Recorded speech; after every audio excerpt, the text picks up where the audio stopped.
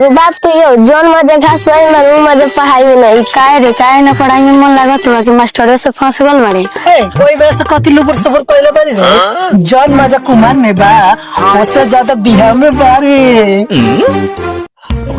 साचो को तारे रे सकी काशी खले जे हाथी खानी मोटा गई जान तर सकी तियारे के देरी लहरी में असैया के देरी दोपहरी में घर से कहीं रे सकी तुम महीने कहला नहीं हराई भाग सकी इस नाम के भत्तार बा यारो हम चैन से ना रह गेले एक ही तल तो चल आ गेल बात बहुत भत्र का था वो चला से घास घर के अको के फिर मेहरारू भाभी कहां बारू जान मेहरारू कहां बारू मेहरारू भाभी कहां बारू भाई लक्ष्मण बोला भैया मऊगा पता नहीं कर बहन जो कामना दिशा में ले गल बड़ा सन जो हमर हगास पदास बंद हो गल बा मेहरारू के खोजे में अब तक हमरा के आराम करे दो।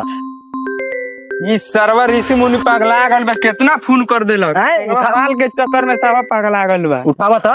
हेलो हाँ हेलो हाँ ऋषि मुनि बोल प्रणाम लक्ष्मण भैया खुशी रह कौन है ये लोग? साली हमरा से रंग लगवा दो। अरे ले रंग वाह अब हो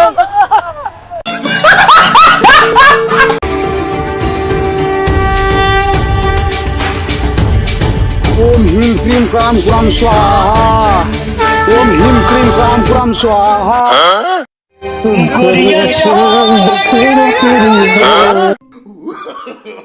भैया कर बहन तो धुआं कितना लागता रे। कौन सर्व चिल्लाता भैंसा खानी रे।